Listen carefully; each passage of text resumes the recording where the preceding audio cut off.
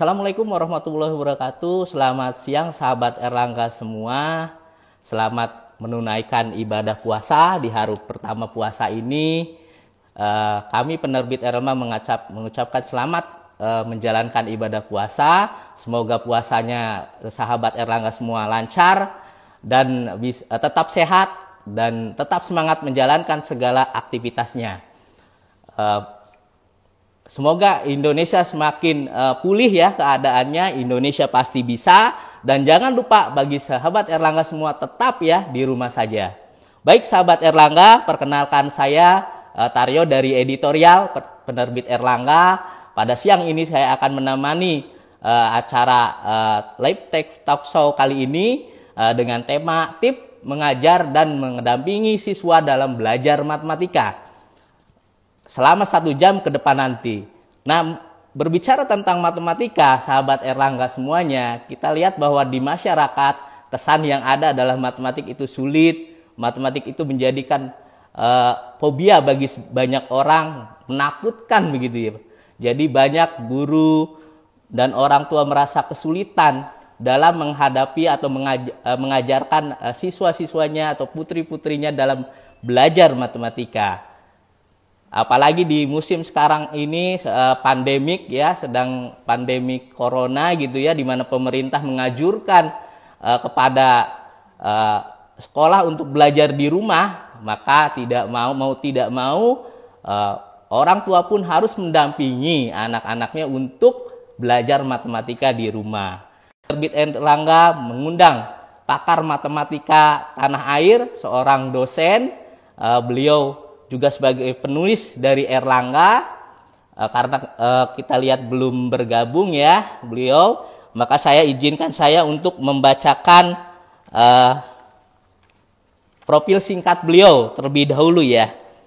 Nama lengkap beliau Profesor M. Wono Setiabudi PhD, alamatnya beliau di Bandung ya, riwayat pekerjaan sampai sekarang masih menjadi dosen atau pengajar di jurusan matematika ITB.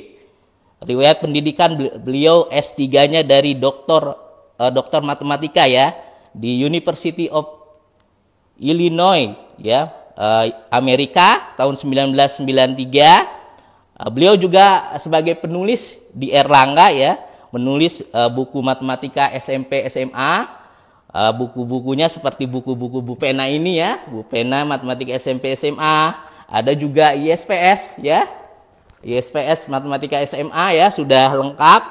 Begitu juga dengan seri-seri Olimpiade Matematika. Begitu juga ada juga dengan buku-buku referensi lainnya seperti Matematika untuk semua, begitu, untuk kalangan umum. Baik, kita lihat Pak Wononya ternyata belum bergabung ya.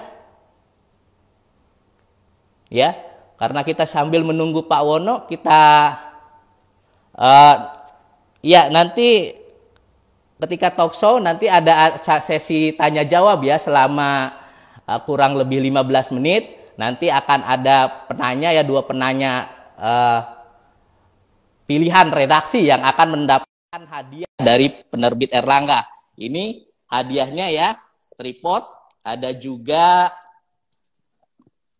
ya ini ya earphone ya, jadi 2 penanya pilihan redaksi begitu ya. Oh, kalau kita lihat Pak Wononya sudah bergabung ya. Selamat siang Pak. Selamat siang Pak Taryo. Oh, apa kabar Pak? Terima kasih sudah mengajak ikut ya, dalam acara ini. Ya, sudah libur atau masih mengajar Pak di ITB? Ya, di ITB ini minggu terakhir kuliah. Jadi minggu depan sudah musim ujian, tetapi kuliah-kuliah sudah tidak ada. Ya. Ya, baik, langsung saja mungkin Pak dimulai kita materi kali ini. Sebelumnya mohon maaf, kami akan menutup kolom komentar terlebih dahulu. Nanti ada sesi tanya jawab, bisa menanyakan ya dengan Pak Wono setelah 30 menit acara berlangsung gitu ya. Begini Pak, mengenai kesan di masyarakat mengenai matematika itu ya, dianggap matematik itu sulit gitu ya Pak ya. sebenarnya memang kesan masyarakat Indonesia itu terhadap matematik seperti apa, Pak ya? Oke, terima kasih Pak Daryo atas ajakannya untuk ikut di dalam acara seperti ini. Saya kira Sama-sama, Pak. sangat luar biasa sekali. Saya khususnya tidak terbayang bahwa hanya dengan gadget yang kecil ini saya bisa menyapa ada banyak orang khususnya di Indonesia ini. Ya, jadi kalau saya lihat pengalaman berinteraksi dengan orang, melihat bahwa matematik itu terlihat susah. Karena apa? Karena banyak pandangan yang mengatakan bahwa matematika itu sekedar pengetahuan tentang masalah. Banyak sekali masalah-masalah, oleh karena itu umumnya kita akan diajar dengan cara banyak memperkenalkan soal, dan kemudian ada solusinya yang hanya ada satu. Saya kira bagi siapa saja, kecuali untuk beberapa orang yang sangat berbeda, mereka tidak melihat benang merahnya. Sehingga Gitu, Pak, dilihat bahwa matematika itu menjadi ilmu yang berserakan di mana-mana, arahnya tidak jelas, kemudian isinya tidak ada kalimatnya, hanya angka-angka saja. Tentu saja ini sangat membosankan karena sangat berbeda sekali dengan lagu ya, musik dan lain sebagainya. Betul. Hanya angka-angka yang tidak berbunyi bagi beberapa orang yang tidak mengerti betul apa yang terjadi. Yang kedua, juga orang memandang bahwa matematika itu sebagai alat untuk belajar ilmu pengetahuan yang lain. Nah, di situ orang berpandangan seperti alat itu palu, obeng yang sudah tersedia, kemudian kita tinggal pakai saja. Nah, oleh karena itu langkah pertama belajar matematika umumnya orang menggunakan memberikan rumus-rumusnya. Hanya rumus diberikan dulu. caranya pakai. Sekali lagi, cara seperti ini tentu tidak menarik ya. Ada hal lain lagi. Pandangan bahwa pandangan seorang murid kalau diberikan dengan berbagai banyak cara penyelesaian, maka akan bingung. Jadi tampak bahwa satu soal dengan satu penyelesaian. Saya kira ini membuat matematika menjadi lebih susah lagi ya. Karena apa? Karena alatnya menjadi satu-satu. Kalau kita bisa punya sesuatu gagasan dasar, kemudian kita bisa gunakan untuk berbagai macam, saya kira itu menolonglah untuk bisa lebih mengerti. Nah, satu hal lagi di kita, sehingga mahasiswa khususnya tidak berani melakukan menebak, karena kesalahan itu dianggapnya sebagai suatu aib. Ya. Takut salah gitu ya. Ya, takut salah, malu bertanya, ya, itu semua yang menyebabkan kita menjadi sulit untuk bisa menikmati matematika. Untuk bisa menikmati, kita tentu nanti harus mengetahui dahulu apa sih gagasan dasar dari pelajaran matematika itu. Nah, tadi kan memang pandangan umum masyarakat ya Pak mengenai matematika sebagai alat, terus tadi juga tak banyak yang takut duluan gitu, takut salah gitu, takut dimarahi guru, takut dimarahi orang tua begitu. Kalau menurut Pak Wono sendiri, kesan matematik itu di dalam pembelajaran matematika gitu, itu seperti bagaimana Pak menurut pandangan Bapak? Jadi mungkin Pak gurunya, mungkin saya ini komentar sebentar, Pak guru dan lain tidak memarahi, tetapi Oh begitu. mentertawakan. Ah itu yang sering terjadi ya, kalau ada orang yang bertanya, eh, mereka mentertawakan dan lain sebagainya. Nah, oke, kita lanjut dengan pertanyaan Pak Tarjo bahwa pandangan matematika ya. Jadi memang matematika itu ada dua sisi lah ya. Kalau orang dahulu menyebutnya queen and servant. Nah, sebagai servant memang sebagai alat gitu ya, tetapi bukan sebagai rumus-rumus yang sudah tersedia seperti obeng, eh, palu dan lain sebagainya.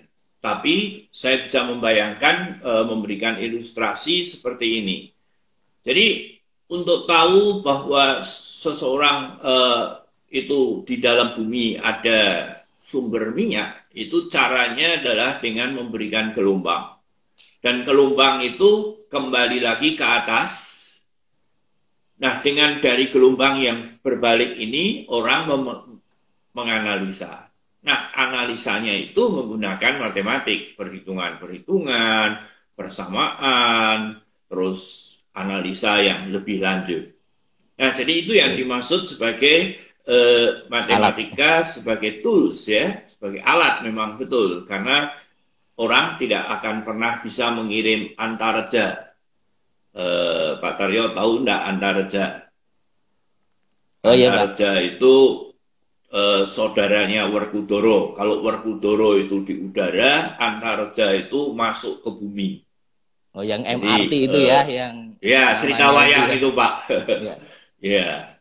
Nah, sisi lain dari matematik itu adalah kita bisa berlatih pemecahan masalah.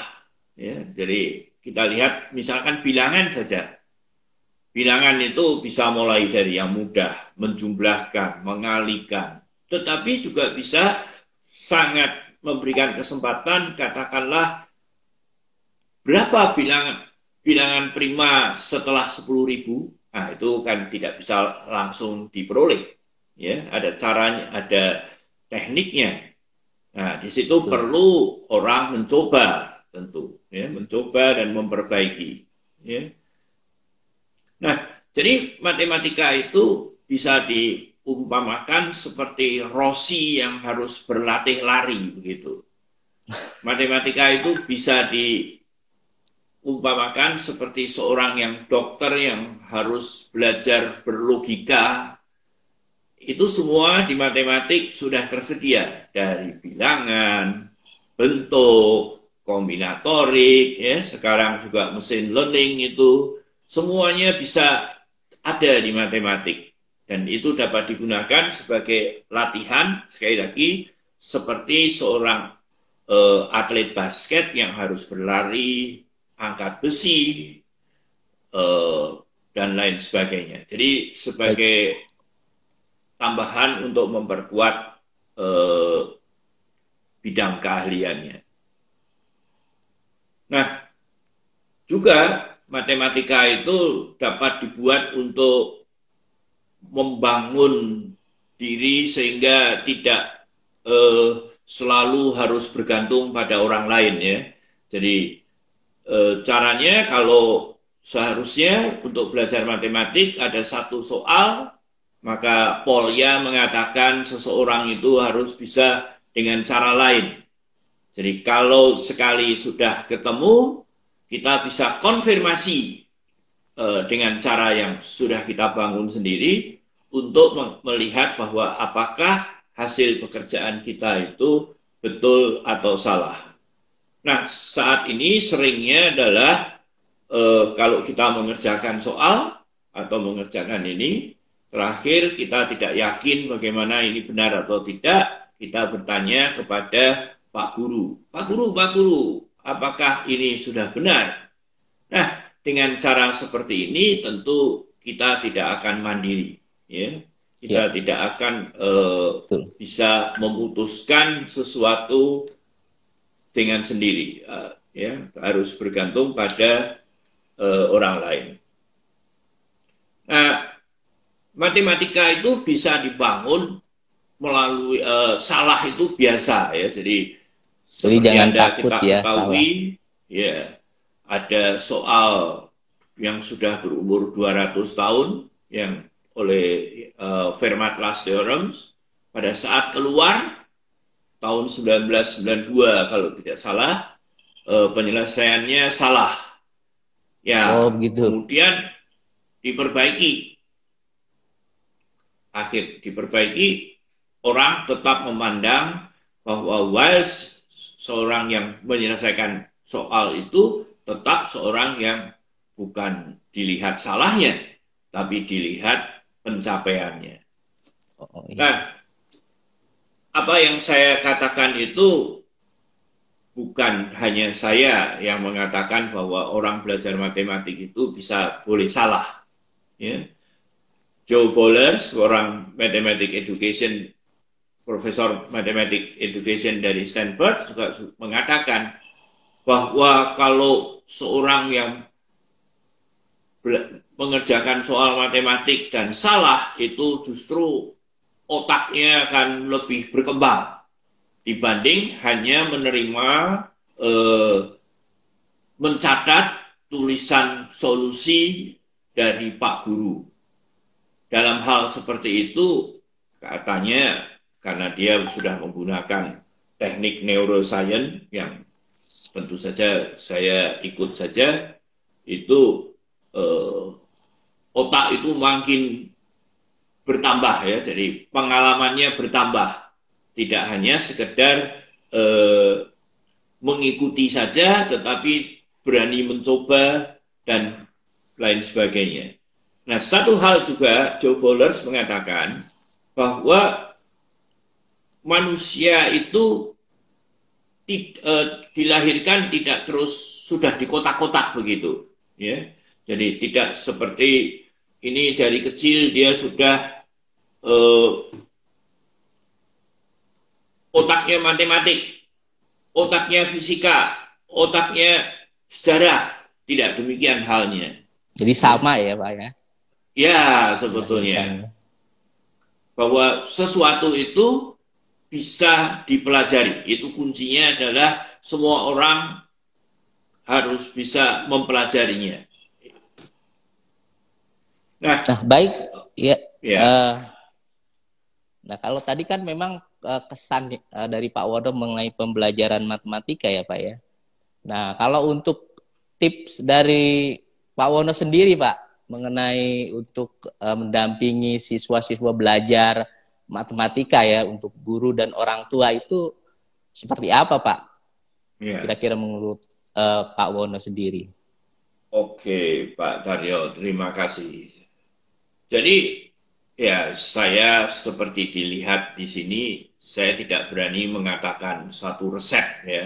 Ya. Tapi sekedar tips saja. Tips saja ya, betul. Ya. Jadi pertama tentu kita paham semua bahwa ya mengajar itu merupakan masalah yang rumit ya. Tidak ada satu cara pun yang bisa berlaku bagi semua orang. Mungkin ada profesor psikologi siapa itu yang sangat terkenal, yang sering muncul di televisi, yang mengatakan bahwa belajar matematik itu menyenangkan dengan cara lari-lari, loncat-loncat. Nah, itu satu cara, mungkin ada 10% orang yang suka seperti itu.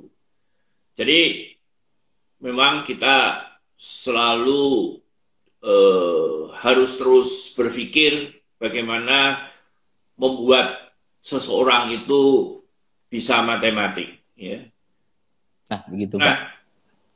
Pertama tentu yakinkan bahwa siswa akan mampu belajar matematik. Harus yakin dulu mampu gitu anak-anak kita ya. Betul Pak. Tapi cara kita untuk berhadapan dengan anak SD tentu berbeda dengan anak yang sudah SMP, SMA, bahkan perguruan tinggi. Jadi kalau di SD mungkin kita harus membangun rasa percaya bahwa dia bisa ya. saya memberikan ilustrasi yang sangat ekstrim, misalkan saja seorang anak SD 6 ditambah 7, dia menjawab salah misalkan. Kita ya jangan cepat-cepat mengatakan salah. Wah, seperti belajar seperti itu tentu kepercayaan diri siswa ini akan jatuh.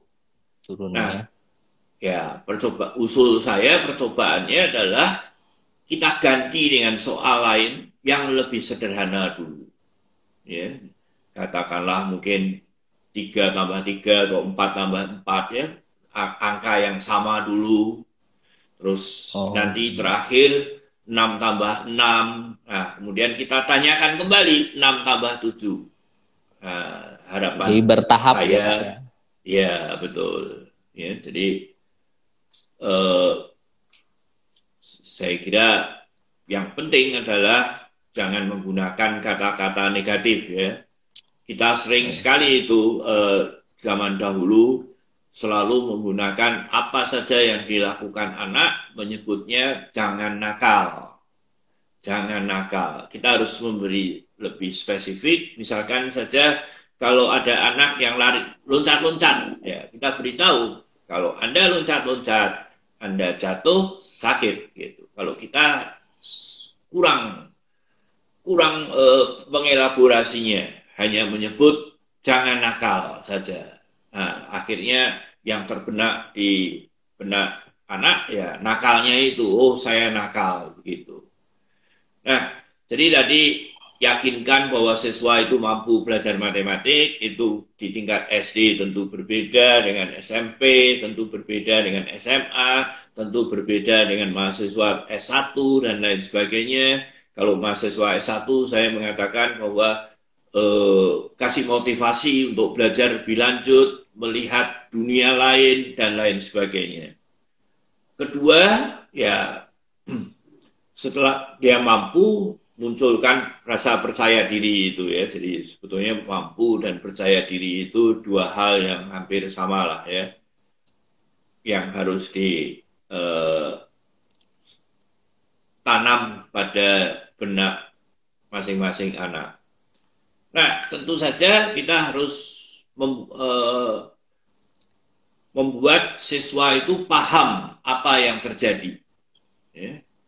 Tentu kalau saya memberikan soal, misalkan mungkin deret ukur, deret hitung saja ya, 9, 14, terus 19, 24. 29, katakanlah saya nanti tanya sampai 249. Oh, deretnya. Kalau di SMP mudah, ada rumusnya. Yeah. Kalau di SD bagaimana? Nah, ini tantangan bagi kita untuk bisa menjelaskan ini terhadap anak SD tanpa menyebut barisan aritmetik, tanpa menyebut rumusnya, tanpa menyebut konsep-konsep yang akan dipelajari di tingkat lebih lanjut. Ya. Nah, kunci lain adalah selalu mungkin perlu waktu yang agak lama, yaitu ajak mereka berdiskusi. Ya, ajak mereka berdiskusi. Jadi nanti saya akan memberikan ilustrasi kalau kita berhadapan dengan soal itu.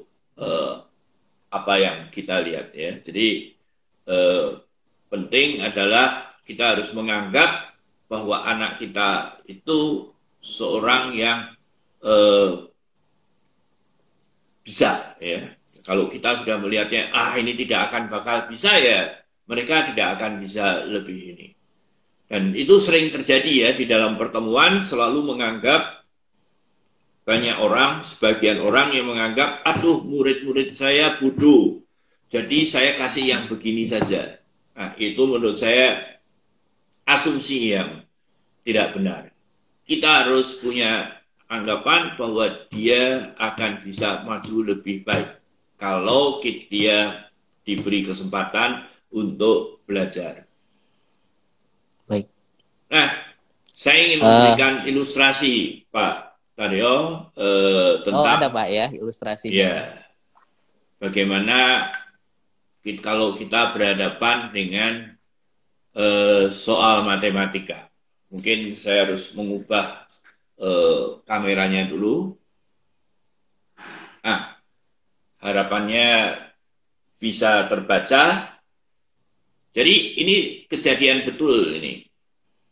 Dari suatu penilaian buku matematika SMP dan SMA masuk 136 seri buku. Satu seri buku SMP terdiri dari 3 buku, yaitu kelas 1, kelas 2, kelas 3. Dan satu seri buku SMA terdiri dari 5 buku, 1, 2, 3. Tetapi kemudian ada IPS-nya ya. Jadi kalau buku SMA satu bendelnya itu 5. Nah, bukunya semuanya ada 506 ya, biji. Berapa banyak seri SMP dan SMA? Nah, kejadian benar ini di sekitarnya. Aduh, saya sudah lupa matematik. Aduh, pusing ini. Nah, saya ingin memberikan ilustrasi. Katakanlah sekarang, ada anak yang menebak saja, menebak. Katakanlah, ya menebaknya tentu mungkin ya jumlah bukunya, katakanlah buku SMP-nya 100 misalkan. Terus kemudian yang lain SMA-nya akan tinggal 136 dikurangi 100 misalkan ya. Kurangi 100 gitu. Nah, kemudian bisa dihitung. Tapi nah, apa yang perlu disampaikan oleh guru kalau ada anak yang menebak seperti ini? Tentu ini salah, tapi jangan mengatakan salah. Ini mengatakan bahwa satu langkah bagus untuk menuju benar ya. Di dalam kehidupan juga seperti itu.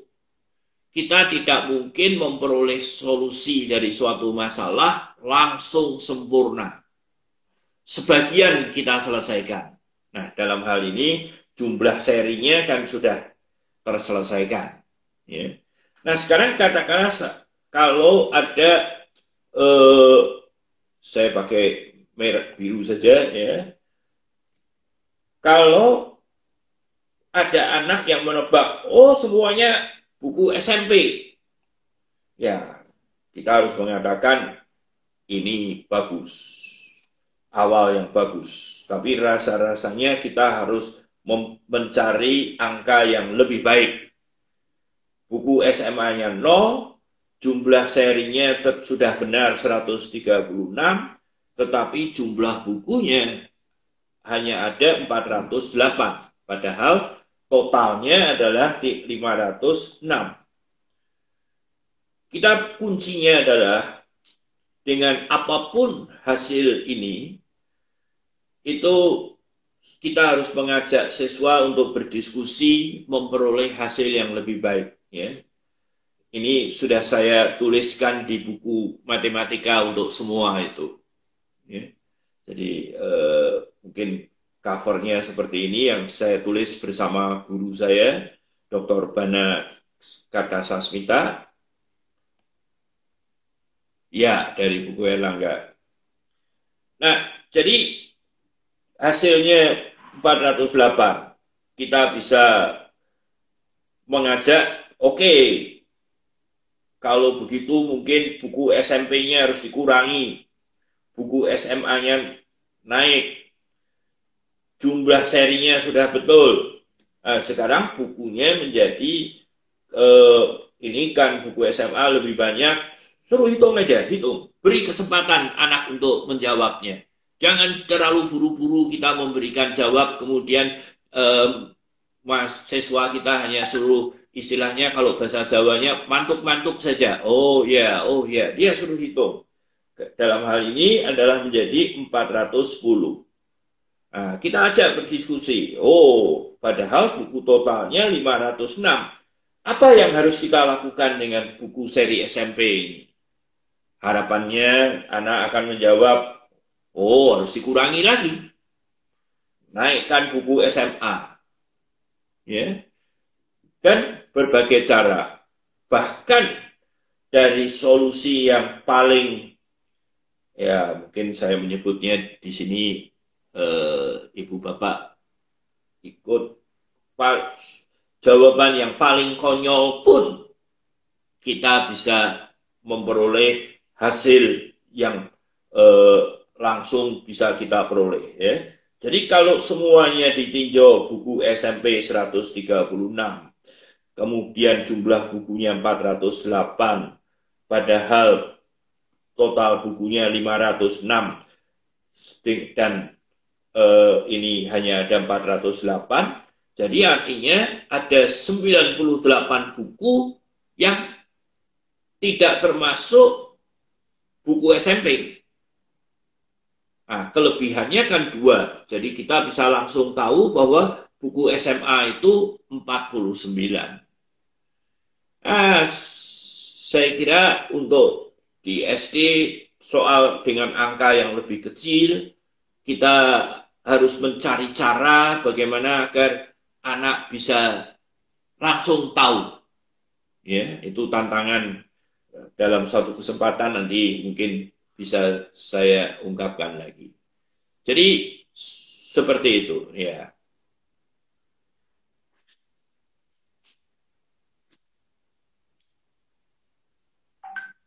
Masih saya punya satu contoh lagi, Pak. Saya punya contoh lagi dulu untuk anak SD mungkin. Ya, ya. Ah, ya, oke, boleh.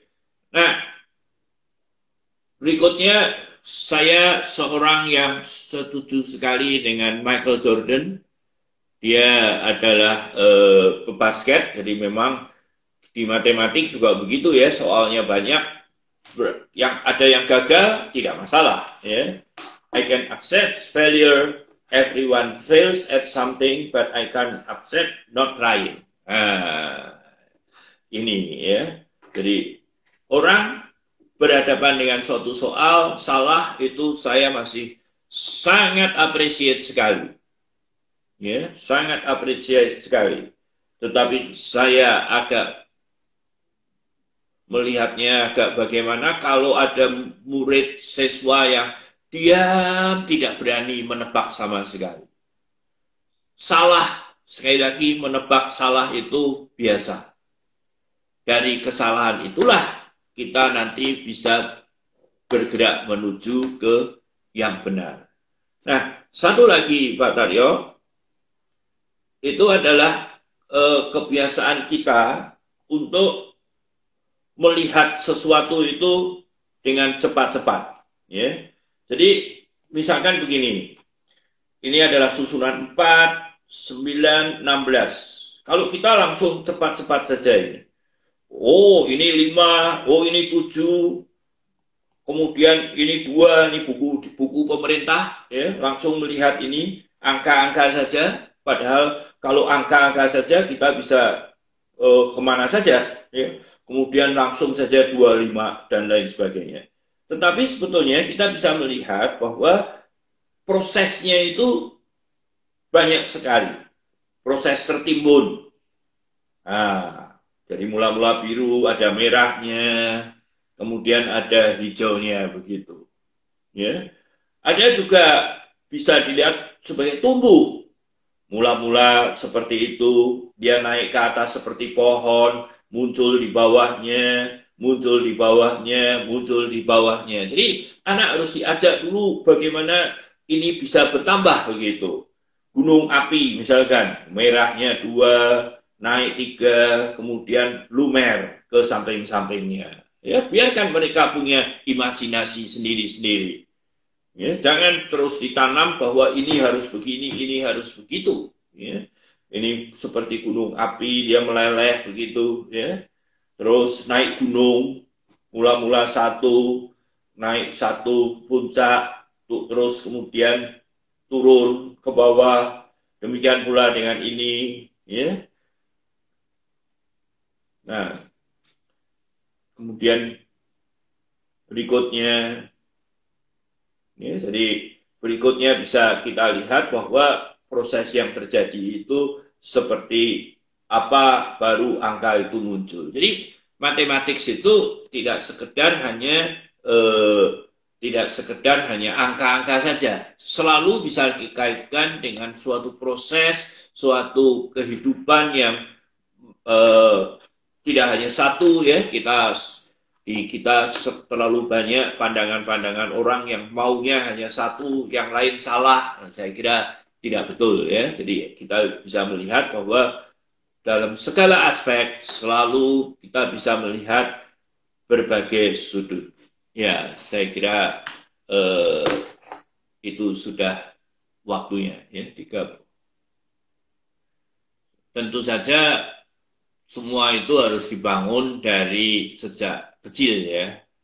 Sejak kecil mereka harus dibangun bahwa dia bisa matematik, dia bisa, kalau dia berpikir maka dia akan menemukan jawabnya begitu ya. Jadi semuanya harus dibangun. Jadi pendidikan di SD itu sangat diperlukan ya, sangat diperlukan pentingnya. Wah, itu ada salam dari Medan.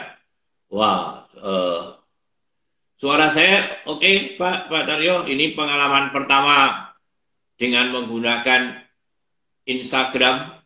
Jadi maafkan kalau ada kekurangannya. Sayang, saya sudah terlalu cukup tua untuk bisa dengan mudah menggunakan alat-alat modern ini. Suara saya masih oke, Pak? Kelihatan? Dengar? Masih. Ya, Oke. dengar. Ya. Ya. Baik, sambil menunggu penanya lagi, saya coba bertanya ya Pak ya. Saya susah untuk membaca komentar itu. Saya agak susah untuk membaca komentar itu. Tolong Bapak yang baca. Iya, betul. Nanti saya bacakan mengenai kalau ada sahabat Erlangga yang bertanya begitu ya. Nah, ini tadi Pak Wono bilang bahwa salah satu tips yang disampaikan yaitu siswa lebih aktif dalam berdiskusi ya Pak ya. Nah, kadang guru juga agak apalagi orang tua ya di rumah gitu berdiskusi agak kesulitan juga mungkin menemukan bahan-bahannya yang tepat gitu ya.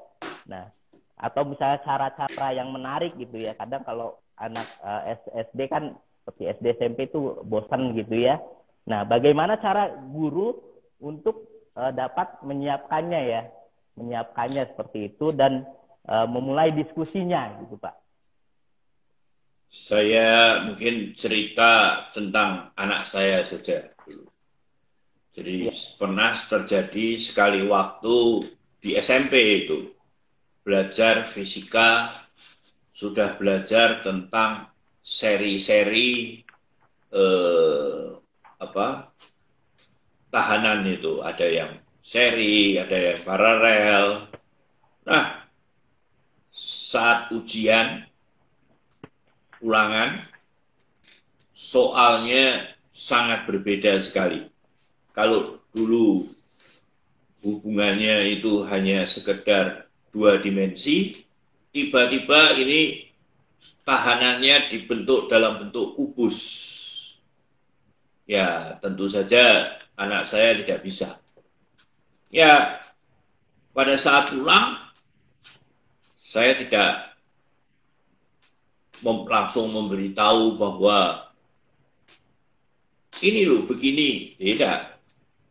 Saya juga mengatakan, aduh saya juga tidak bisa ini. Saya perlu waktu untuk cari.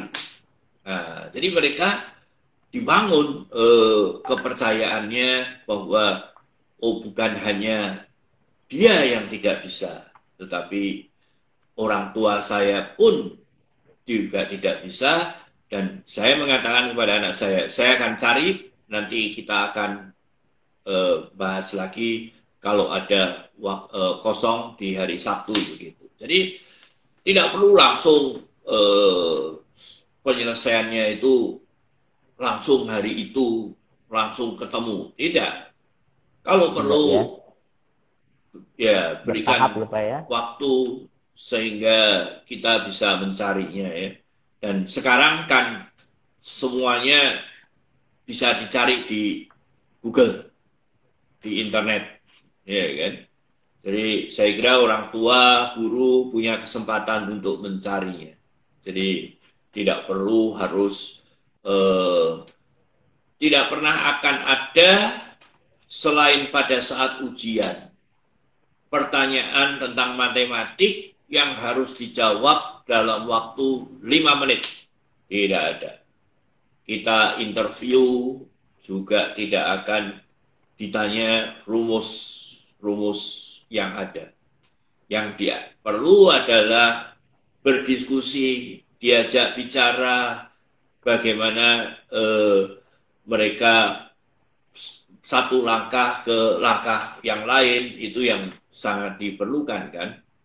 Ya. Iya, betul. Nah, ini ada penanya dari sahabat Erlangga, Pak.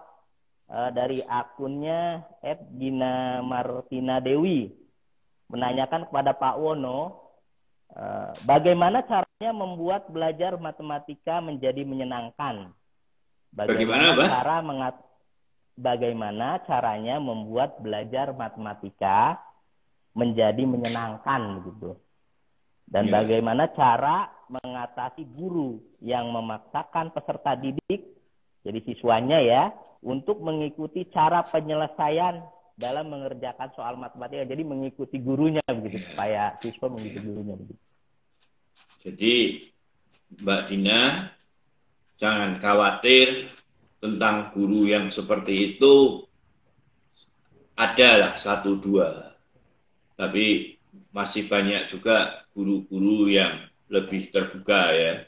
Jadi saya juga mengalami itu.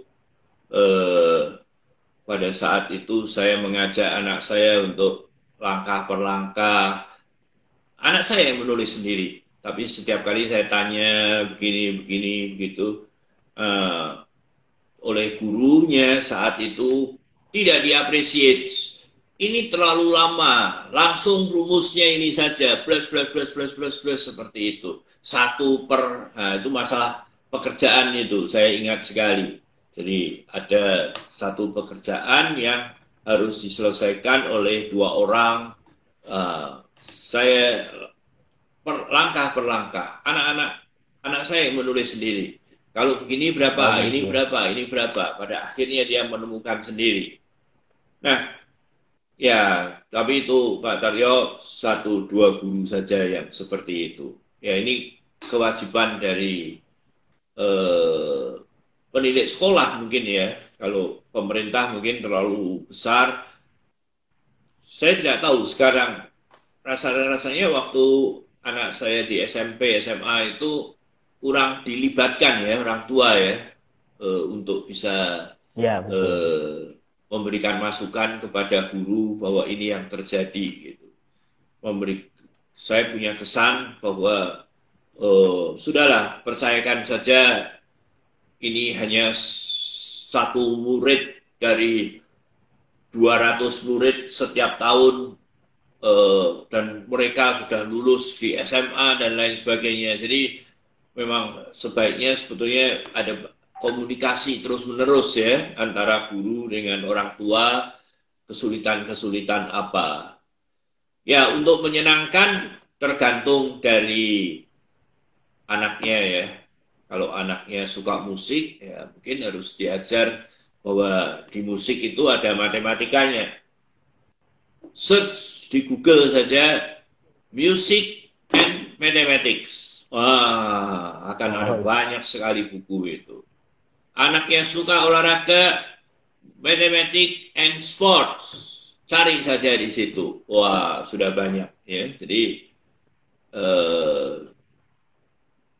ya, membesarkan seorang anak itu tantangan bagi kita agar dia berhasil dalam hidup ya, bukan hanya sekedar menguasai matematik.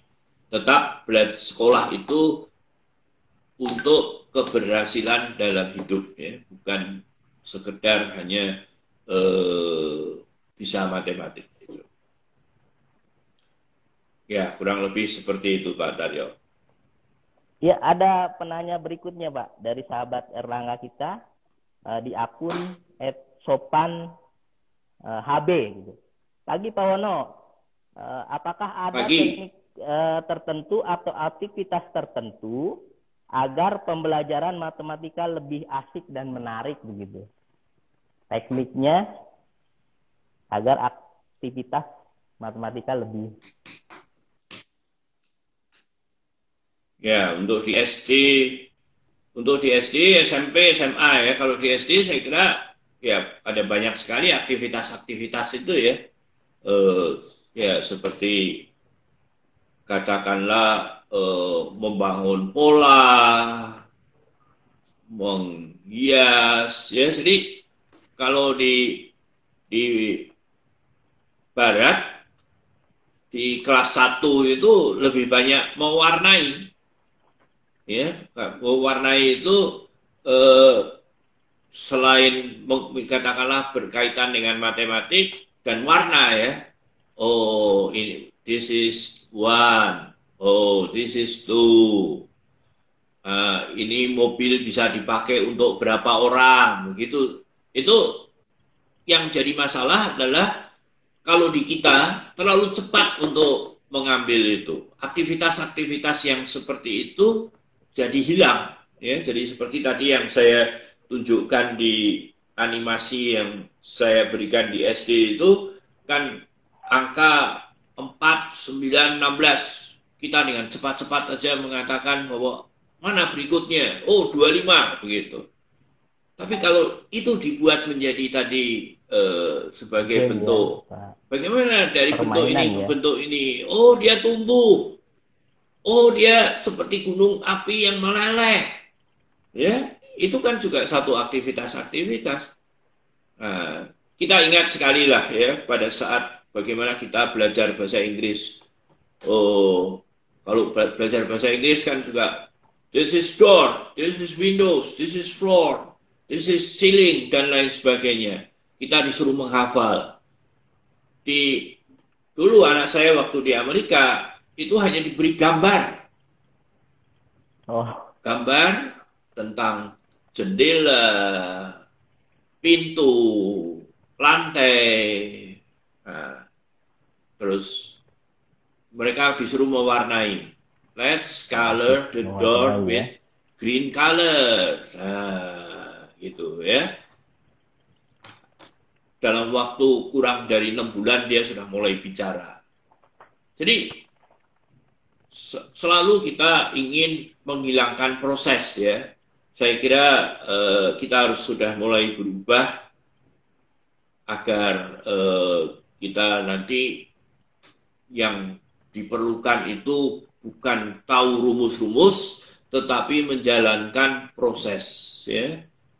Kalau nanti kita tetap mengajar yang rutin-rutin saja, yang prosedural, maka itu akan hilang.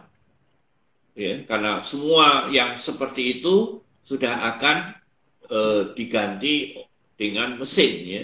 Yang diperlukan adalah langkah-langkah proses yang terus memperbaiki, lebih baik, lebih baik, lebih baik, dan seterusnya. Ya. Begitu. Baik Pak, ada satu lagi ya pertanyaan terakhir dari @apina Parinti ya. Selamat pagi Pak Wono. Selamat pagi. Mohon izin bertanya bagaimana cara guru untuk dapat mengajar sesuai dengan semua kemampuan siswa yang berbeda di suatu kelas gitu. Yeah. Guru dapat mengajar sesuai dengan semua kemampuan siswa begitu Pak. Ya. Jadi saya melihat bahwa pendidikan kita ini belum berubah dari sejak saya kecil sampai sekarang ya. Ya, sekali lagi maaf saya menggunakan itu di Amerika, di kita sekolah yang mahal pun swasta juga muridnya satu kelas itu banyak sekali. Ya, tetap 40 begitu. dan kemudian gurunya biasanya kalau zaman dulu kita kan tidak boleh ribut. Iya betul. Nah, beda dengan di sana satu kelas itu maksimal 20 ya. Dan di SD ya khususnya antar satu orang dengan orang lain bukunya bisa berbeda. Dan Gitu. mereka tidak dibandingkan ya, tidak dibandingkan bahwa oh si itu sudah selesai, tidak. Mereka dibangun kepercayaannya untuk bekerja terus. Yang penting adalah tidak menyerah, terus maju. Begitu, ya. Bukunya Jadi berbeda itu level-levelnya begitu Pak? level-levelnya, Oh, ya levelnya. Jadi kalau yang dengan cepat matematik ya dia akan di level berikutnya. Sudah selesai tengah minggu gitu. Tapi kalau di kita kan maunya seragam ya. Ya seharusnya mungkin sudah harus berubah ya. Khususnya nggak tahu kalau sekolah-sekolah yang super mahal ya terlalu mahal kadang-kadang kelas muridnya nggak tahu berapa. Anak saya sih saya sekolahnya yang umum-umum saja. Ya. Yang penting di rumah kita bangun kepercayaannya. Saya kira saya ingin memberi ilustrasi dulu ada anak yang juara tetapi di perguruan tingginya malah apa istilahnya bahasa Jawa mengalami gangguan gitu karena tidak pernah diajak belajar mandiri, selalu terus diberi terus ya memang di SMA bisa untuk jadi juara. Tapi setelah di perguruan tinggi mungkin yang diperlukan adalah ketekunan belajar, membaca dan lain sebagainya ya. baik Pak, Ya, karena kurang lebih. keterbatasan waktu kita ya Pak ya, mohon Bapak untuk menyampaikan statement terakhir atau kesimpulan dari acara kita hari ini Pak mengenai tips mendampingi dan mengajar gitu anak belajar matematika seperti itu Pak. Mohon. Ya. Jadi sekali lagi memang mengajar itu sesuatu yang sulit ya untuk karena minat masing-masing itu berbeda. Jadi saya kebetulan tahun 2019 punya cucu 2 kembar. Dari kecil kelihatannya sudah berbeda. Nah kita nanti sebagai orang tua ya tentu harus menanganinya dengan cara yang berbeda pula antara satu anak dengan anak yang lain ya. Jadi saya tidak mengatakan mungkin lebih kepada orang tua saja ya. Di situ tentu kita harus pertama-tama sekali lagi membangun kepercayaan bahwa dia bisa. Kedua, bahwa apapun halnya semuanya benar. Jadi saya selalu sekarang anak saya sudah besar membuat resep kopi Dolgano. Oh, ini kan yang sedang populer katanya dari itu. Iya, viral, Pak. Sekali membuat salah, baru kedua, ketiga kali menjadi lebih enak. Itu pun resep yang sudah jelas. Prosedurnya sudah berhadapan dengan benda mati, kopi, susu. Itu pun memerlukan proses yang mencoba, gagal, next time better ya. Jadi ya, mengajar itu sesuatu yang tantangan ya. Tapi percayalah bahwa kalau kita mau berpikir, mau berubah, mau melihat dari buku-buku yang ada, maka kita akan bisa berhasil mendidik anak-anak kita. Ya, saya kira seperti itu, Pak Taryo. Ya. Baik. Baik, terima kasih Pak. Bagi sahabat Erlangga barangkali yang masih banyak pertanyaan yang belum saya sampaikan, bisa langsung di Instagram Pak Wono aja ya Pak ya, langsung ya di @wono ya. FB gitu ya. Ya, Bisa berhubungan tapi langsung saya dengan mungkin Pak Wono begitu ya Pak ya. belum biasa menggunakan Instagram. Ya, jadi nanti kalau menjawabnya agak terlambat, Begitu, mohon Pak, ya. maaf. Ya, oke, Ya. Pak Taryo. Ya, sekali lagi Terima waktunya kasih saya, kepada terima kasih teman-teman kepada yang Pak sudah bergabung. ya. Ya, Ya, terima kasih Pak. ya, Dadah. baik. Ya, Terima kasih waktunya Pak Wono. Kalau jangan bosan-bosan kalau kita undang kembali ya Pak ya. Sampai jumpa Pak. terima kasih. Ya. Terima kasih Pak Taryo. Ya. Baik, sahabat Erlangga semuanya, terima kasih telah mengikuti acara Laptop Show kali ini ya.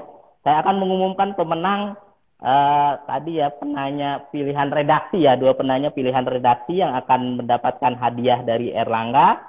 Yang pertama atas akun @gina_martina_dewi ya, yang kedua akun @apina_varienti. Jadi ya ada 2 akun itu ya. Selamat kepada para pemenang. Bagi yang belum beruntung nanti bisa mencoba di acara-acara Laptop Show kali yang lain ya. Nanti akan ada kita informasikan di feed @buku Erlangga. Nah, jangan lupa tetap mengikuti acara-acara kami. Terima kasih pada sahabat Erlangga, Bapak Ibu guru, Bapak Ibu orang tua murid. Semoga Indonesia makin membaik ya.